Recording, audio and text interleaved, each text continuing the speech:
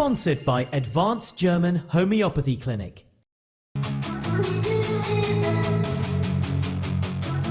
I'm Dr. Manoj Pujar, MD Homeopath, Classical Homeopath, Advanced German Homeopathy Clinic, Varicose Ulcer and Diabetic Wound Care Center.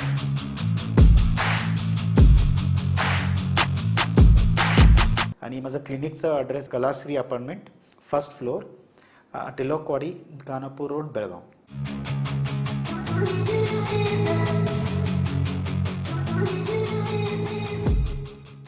नमस्कार, मी श्वेता अंकले. Tarun Bharat news bulletin मध्ये आपल्या सर्वांचे स्वागत. आता पाहूया ठळक घडामोडी. शाळा म्हणजे विद्येचे मंदिर मानले जाते, मात्र सध्या शैक्षणिक संस्थांमधूनही धक्कादायक आणि घृणास्पद घटना समोर येत आहेत. बेळगावमध्ये शिक्षणाचा दर्जा सुधारत असल्याचं बोललं जात असतानाच शहरातील एका नामांकित महाविद्यालयात मुलींच्या शारीरिक शोषणाचा प्रकार उघडकीस आल्याने शिक्षण क्षेत्रामध्ये खळबळ उडाली आहे. या महाविद्यालयात कार्यरत असलेल्या एका व्यक्तीने गैरवर्तन केल्याचा आरोप असून श्रीराम सेना हिंदुस्थानचे राष्ट्रीय अध्यक्ष रमाकांत कोंडुस्कर यांनी संबंधित व्यक्तीला पकडून पोलिसांच्या ताब्यात दिले. शहरामध्ये रिक्षामधील विनयभंग, शाळांमधील लैंगिक छळ तसेच जिल्ह्यातील वाढत्या बलात्काराच्या घटनांमुळे महिलांची सुरक्षितता हा गंभीर प्रश्न बनला असल्याचे त्यांनी सांगितले.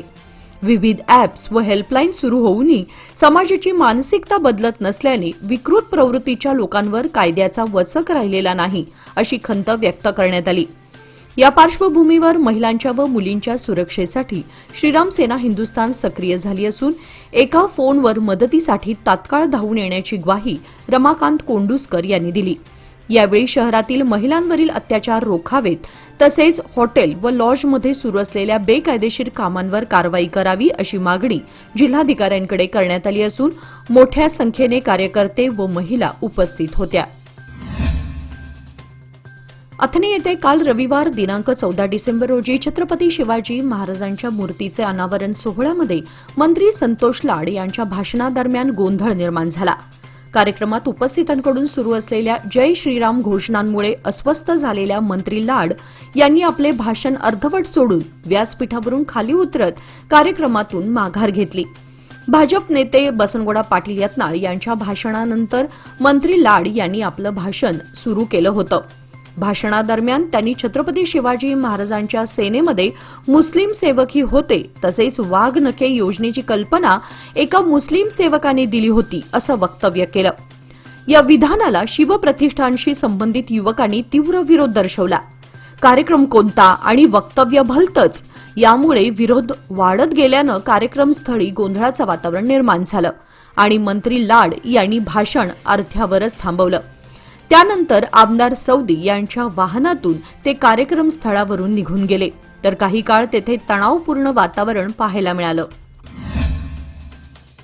अथणी येथे काल रविवारी छत्रपती शिवाजी महाराजांच्या अश्वारूढ मूर्तीच्या अनावरण सोहळ्यात मंत्री संतोष लाड यांच्या वक्तव्यामुळे मराठा समाजातून गंभीर वाद निर्माण झाला असून तीव्र प्रतिक्रिया उमटत आहेत. कार्यक्रमादरम्यान मंत्री लाड यांनी आपल्या भाषणात छत्रपती शिवाजी महाराजांच्या सेनेतील मुस्लिम सेवकांचा उल्लेख करत वाघनखे योजनेची कल्पना एका मुस्लिम सेवकाने दिली होती असं विधान केलं होतं. या वक्तव्याला शिवप्रतिष्ठानशी संबंधित युवकांनी तीव्र विरोध दर्शवला असून याच कार्यक्रमात मंत्री लाड यांनी मराठा समाजाबाबत अपमानास्पद शब्दप्रयोग केल्याचा आरोप होत आहे. त्यामुळे संतप्त प्रतिक्रिया उमटत असून या वक्तव्याचा तीव्र निषेध माजी आमदार अनिल बेनके यांनी करत मराठा समाजाचा अपमान कोणत्याही परिस्थितीत सहन केला जाणार नाही असा इशारा दिला. या घटनेमुळे मंत्री संतोष लाड यांच्या विरोधात राजकीय व सामाजिक स्तरावर तीव्र नाराजी व्यक्त होत असून कारवाईची मागणीही जोर धरू लागली आहे. बेळगावातील ग्राहक न्यायालयात न्यायाधीशांची जागा दीर्घकाळापासून रिक्त असल्याने प्रलंबित प्रकरणांचे निराकरण होत नसल्याचा निषेध व्यक्त करत बेळगाव वकील संघटनेच्या वतीने आज सोमवार दिनांक 15 डिसेंबर रोजी जिल्हाधिकारी कार्यालयासमोर ठिय्या आंदोलन केले होते. ग्राहक न्यायालयात न्यायाधीश नसल्यामुळे अनेक महत्वाची प्रकरणे प्रलंबित राहत असून याचा फटका सामान्य ग्राहकांना बसत आहे. न्याय मिळण्यात मोठ्या प्रमाणात विलंब होत असल्याने ग्राहकांमध्ये नाराजी वाढत असल्याचे वकिलांनी तरुण भारत न्यूजशी बोलताना सांगितले. आंदोलनादरम्यान वकिलांनी जोरदार घोषणाबाजी करत जिल्हाधिकाऱ्यांमार्फत मुख्यमंत्री सिद्धरामय्या यांना आपले निवेदन सादर केले. प्रशासनाने या गंभीर प्रश्नाकडे तातडीने लक्ष देऊन ग्राहक न्यायालयामध्ये त्वरित न्यायाधीशांची नेमणूक करावी अशी ठाम मागणी आंदोलनकर्त्यांनी केली आहे. SBI लाईफ घेऊन आलंय zero investment franchise opportunity. SBI सोबत बिझनेस करून कमाई करण्याची सुवर्ण संधी. जर तुमच्यात लीडरशिप क्वालिटी आहे, लोकांची टीम करून काम करण्याचं टॅलेंट आहे, अनेक MLM मध्ये प्रयत्न करूनही यश मिळालेलं नाही, तर आता तुमच्या सर्व प्रॉब्लेमचा दी एंड. SBI लाईफ इन्शुरन्स घेऊन आलंय झिरो इन्व्हेस्टमेंट ऑपॉर्च्युनिटी, जिथे तुम्ही होऊ शकता SBI लाईफचे अधिकृत पार्टनर. बेळगाव, रायबाग, गोकाक, चिकोडी आणि आथणीकरिता संधी उपलब्ध. अधिक माहितीसाठी संपर्क 9731151711. रायबाग तालुक्यातील कुडची येथे तालुका संघर्ष समितीच्या वतीने पुकारण्यात आलेल्या बंदला व्यापारी, वैद्यकीय व अन्य विविध संघटनांसह सर्व पक्षीय नेत्यांनी उत्स्फूर्त प्रतिसाद दिला. व्यापाऱ्यांनी सकाळपासून आपली दुकाने बंद ठेवून सहभाग नोंदवला, तर सकाळी 9 वाजल्यापासून सार्वजनिक बांधकाम विभागाच्या प्रवासी निवाऱ्यात नागरिक, युवक व राजकीय नेते एकत्र येऊ लागले. येथून कुडची तालुका झालाच पाहिजे अशा घोषणांसह मोर्चास प्रारंभ होऊन तो कर्नाटक सर्कल, रेल्वे स्थानक, टिपू सुलतान चौक व प्रमुख बाजारपेठेतून मार्गक्रमण करत हजरत मासाहेब चौकामध्ये सभेत रूपांतरित झाला. सभेत मौलाना अल्ताफ पटाईत, दत्ता सन्नक्की, बिरप्पा नरटगी, सादिक सजन, नगराध्यक्ष हमीदुद्दीन रोहिले, डॉक्टर सचिन मनगुती यांच्यासह मान्यवरांनी आपले विचार मांडले. यावेळी कुडचीतील उपतहसीलदार कार्यालय, APMC, हेस्कॉम, घटप्रभा, डाव्या कालवा कार्यालय व रयत संपर्क केंद्रासाठी आवश्यक जमीन उपलब्ध करून देण्याचा तसेच भविष्यातही जमीन देण्याचा विश्वास व्यक्त करण्यात आला. सरकारने या मागण्यांचा गांभीर्याने विचार न केल्यास आंदोलन अधिक तीव्र करण्याचा इशारा उपस्थितांनी दिला. दरम्यान उपतहसीलदार दोडमणी यांनी निवेदन स्वीकारून ते वरिष्ठ अधिकारी व सरकारकडे पाठवण्याचे आश्वासन दिले. मुख्यमंत्री सिद्धरामय्या यांच्या हस्ते 2 महिन्यांपूर्वी उद्घाटन करण्यात आलेल्या बेळगाव जिल्हा रुग्णालय परिसरातील शासकीय सुपर स्पेशालिटी रुग्णालयात अद्यापही आवश्यक सोयीसुविधा आणि तज्ज्ञ डॉक्टरांची कमतरता आहे. त्यामुळे सर्वसामान्य रुग्णांना अडचणींचा सामना करावा लागत आहे. सामान्य नागरिकांना परवडणाऱ्या आणि अत्याधुनिक वैद्यकीय सेवा मिळाव्यात या उद्देशाने उभारण्यात आलेले हे रुग्णालय प्रत्यक्षात कार्यान्वित होताना अपूर्ण वाटत आहे. या ठिकाणी तज्ज्ञ डॉक्टर, आरोग्य कर्मचाऱ्यांची भरती तातडीने करण्यात यावी अशी मागणी आज जिल्हा आम आदमी पार्टीच्या वतीने करण्यात आली. बेळगाव सुवर्णसौध परिसरात आंदोलन करून पक्षाकडून सरकारकडे निवेदन सादर करण्यात आले.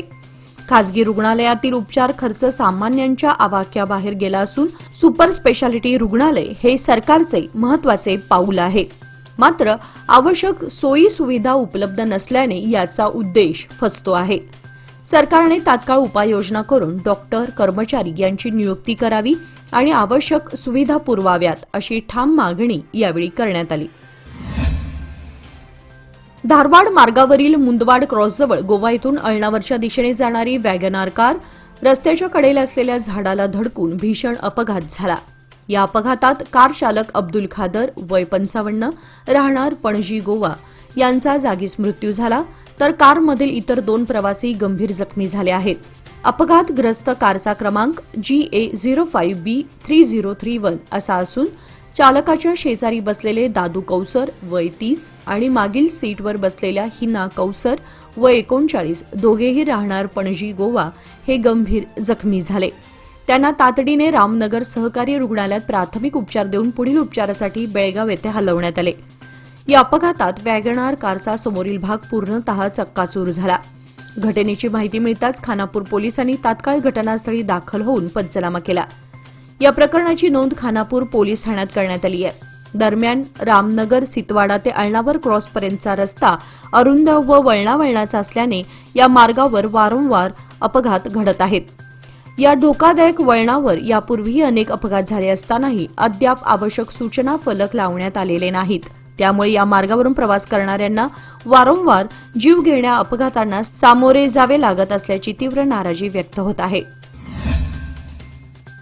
आज सोमवारी बेळगावात सुरू असलेल्या हिवाळी अधिवेशनादरम्यान पारंपरिक वैद्यांनी एकत्र येत सरकारी मान्यता व अधिकार मिळावेत यासाठी जोरदार मागणी केली. खेडोपाडी आणि जंगल परिसरात आजही पारंपरिक ज्ञानावर आधारित उपचार करणारे वैद्य मोठ्या प्रमाणात आरोग्य सेवा बजावत आहेत. त्यांना कायदेशीर मान्यता, प्रशिक्षण, नियम व अधिकृत दर्जा देण्यात यावा, जेणेकरून या उपचार पद्धतीला मुख्य प्रवाहात आणता येईल, अशी मागणी यावेळी करण्यात आली. आरोग्य रक्षणासाठी उपयुक्त औषधी वनस्पतींची तसेच ग्रामपंचायतीच्या माध्यमातून लागवड सुरू करावी, असा ठरावही यावेळी मांडण्यात आला. तसेच पारंपरिक वैद्यकीय सेवा सुरू ठेवताना गुणवत्ता राखणे, जनजागृती करणे आणि शासकीय सहकार्य मिळणे गरजेचे आहे, असे मत आंदोलनकर्त्यांनी मांडले. या आंदोलनात राज्यभरातील अनेक पारंपरिक वैद्य सहभागी झाले होते. प्रशासनाने या मागण्यांवर गांभीर्याने विचार करून सर्वोचित निर्णय घ्यावा, अशी अपेक्षा व्यक्त करण्यात आली. दावणगेरे दक्षिण मतदारसंघातील काँग्रेसचे ज्येष्ठ आमदार, माजी मंत्री आणि अखिल भारत वीरशैव महासभेचे राष्ट्रीय अध्यक्ष शामनूर शिवशंकरप्पा यांचे रविवारी निधन झाले. वृद्धापकाळाच्या आजाराने ग्रस्त असलेले शामनूर शिवशंकरप्पा 94 वर्षांचे होते. त्यांना बेंगळूरूमधील एका खासगी रुग्णालयात दाखल करण्यात आले होते. तथापि उपचाराचा उपयोग न झाल्याने रविवारी सायंकाळी त्यांनी अखेरचा श्वास घेतला. शामनूर शिवशंकरप्पा भारतातील सर्वात वयस्कर आमदार होते. तथापि वृद्धापकाळाच्या आजारांमुळे त्यांना अनेक दिवसांपासून बेंगळूर येथील स्पर्श रुग्णालयात दाखल करण्यात आले होते. माजी लोकसभा सदस्य, माजी मंत्री आणि विद्यमान आमदार शामनूर शिवशंकरप्पा यांचे काल रविवारी सायंकाळी निधन झाले. त्यांच्या निधनाबद्दल आज सोमवारी सकाळी विधान परिषदेत सभापती बसवराज होरट्टी यांनी शोक प्रस्ताव सादर केला. सदनातील सत्ताधारी आणि विरोधी सदस्यांनी यावेळी शामनूर शिवशंकरप्पा यांच्या निधनाबद्दल शोक व्यक्त करताना त्यांच्या निधनामुळे कर्नाटक राज्यातील अजातशत्रू व्यक्तिमत्व हरपल्याचे दुःख व्यक्त केले. सभापती बसवराज होरट्टी यांनी मांडलेल्या अशोक प्रस्तावात 16 जून 1931 रोजी दावणगिरी येथे जन्मलेले शामनूर शिवशंकरप्पा यांनी इंटरमिजिएट पर्यंत शिक्षण घेतले होते. मूळचे व्यापारी असलेल्या शामनूर शिवशंकरप्पा यांनी 1969 मध्ये दावणगिरी नगर परिषदेचे सदस्य बनून राजकारणात प्रवेश केला. 1971 मध्ये त्यांनी दावणगिरी नगर परिषदेचे अध्यक्ष म्हणून काम पाहिले. कर्नाटकचे मँचेस्टर म्हणून ओळखल्या जाणाऱ्या दावणगिरी येथे त्यांनी अनेक शैक्षणिक संस्था उभारून हजारो विद्यार्थ्यांना अभियांत्रिकी आणि वैद्यकीय शिक्षणासह उच्च शिक्षण घेण्यास मदत केली. त्यांचे शिक्षण क्षेत्रातील योगदान मोठे आहे. 1 मिनिट स्तब्धता पाळून शामनूर शिवशंकरप्पा यांना सदनाच्या वतीने श्रद्धांजली वाहण्यात आली. त्याचबरोबर सदनाचे काम दिवसभरासाठी तहकूब करण्यात आले. इन्व्हेस्टमेंट अशीच करणार ज्याने माझी हार्टबीट खूप अशीशी नाही होणार, आणि म्हणून एक पार्ट FD मध्ये नक्की इन्व्हेस्ट करणार, कारण FD आहे तर स्टडी आहे. लोकमान्य FD सोबत मिळवा best interest rate. Lokmanya FD आहे तर स्टडी आहे. पही वाइब्स फाउंडेशनतर्फे सिद्धार्थ बोर्डिंग येथील 25 वंचित कुटुंबांसाठी नुकतेच एक अतिशय यशस्वी वस्त्रदान अभियान राबवण्यात आले. फाउंडेशनच्या संस्थापक संचालिका Raksha U, advocate Bhuvika Hosetti, Vijay Kaneri, H.O. Kumaraswamy, Shivanand Hiremath आणि मेघा दुदामी यांनी या उपक्रमात सक्रिय सहभाग घेतला होता. या माध्यमातून वस्त्र प्रदूषण या गंभीर पर्यावरणीय समस्येवर मात करण्याचा संदेश देण्यात आला. तसेच गरजू लोकांना आधार देण्यात आला. चांगल्या स्थितीत असलेले कपड्यांचे वितरण करण्यात आल्याने गरजूंची सोय झाली. आपले जुने कपडे कोणासाठी तरी अनमोल ठेव असू शकतात. गरजूंना कपडे दान करण्यासाठी या अभियानात इतरांनीही सहभागी होण्याचे आवाहन पही वाइब्स फाउंडेशनने केले आहे. कर्नाटक विधानसभा अध्यक्ष UT खादर यांनी ज्येष्ठ आमदार शामनूर शिवशंकरप्पा यांच्या निधनाबद्दल दुःख व्यक्त केले आहे. त्यांनी सांगितले की शामनूर शिवशंकरप्पा हे केवळ अनुभवी राजकारणी नव्हते, तर अनेक युवा राजकारण्यांसाठी प्रेरणास्थान होते. त्यांच्या राजकीय मार्गदर्शन, संयम आणि समाज सेवेतील बांधिलकी सदैव आदर्श राहील, असे खादर यांनी नमूद केले. त्यांनी पुढे सांगितले की त्यांच्या निधनामुळे कर्नाटकच्या राजकारणातील एक महत्त्वाची कडी तुटल्यासारखी वाटते. राज्याने दूरदृष्टी असलेले नेतृत्व गमावले आहे, असे ते म्हणाले. त्यांच्या सामाजिक आणि राजकीय योगदानामुळे राज्यात आणि पक्षात त्यांचे योगदान स्मरणीय राहणार आहे असे ते म्हणाले. शासकीय कार्यालयांमध्ये बॉन्डसह इतर कायदेशीर मजकूर टायपिंग करणाऱ्या नोंदणीकृत व्यावसायिकांवर अन्याय होत असल्याच्या निषेधार्थ बेळगाव शहरातील सब रजिस्ट्रार कार्यालयासमोर एक दिवसीय आंदोलन छेडण्यात आले. आंदोलनकर्त्यांनी सांगितले की गेल्या अनेक वर्षांपासून नोंदणीकृत टायपिंग व्यावसायिक कायदेशीररित्या मजकूर तयार करून देण्याचे काम करत आहेत. मात्र अलीकडच्या काळात अवैधरित्या टायपिंग करणाऱ्यांचं प्रमाण वाढलं असून काही कार्यालयांमध्ये त्यांच्याकडूनच मजकूर तयार केला जात आहे. यामुळे कायदेशीर व्यावसायिकांचे नुकसान होत आहे. सरकारी कार्यालयांमध्ये बेकायदेशीर व्यवहारांना चालना मिळत आहे असा आरोप करण्यात आला आहे. कर्नाटक राज्य नोंदणी व मुद्रांक विभागाने केवळ अधिकृत नोंदणीकृत वा आयडी धारक टायपिस्टांकडूनच मजकूर तयार करून घ्यावे अशी मागणी यावेळी करण्यात आली. आंदोलनात शहरातील अनेक टायपिंग व्यावसायिक सहभागी झाले होते. प्रशासनाने याकडे गांभीर्याने लक्ष देऊन कारवाई करावी अशी मागणीही करण्यात आली. श्री बसवेश्वर सर्कल खासबाग बेळगाव येथे नव्याने उभारण्यात आलेल्या हायमास्ट दिव्याचे कारंजी मठाचे गुरुसिद्ध महास्वामीजी आणि नगरसेवक रवी साळुंखे यांच्या हस्ते शनिवार दिनांक 13 डिसेंबर रोजी उद्घाटन करण्यात आले.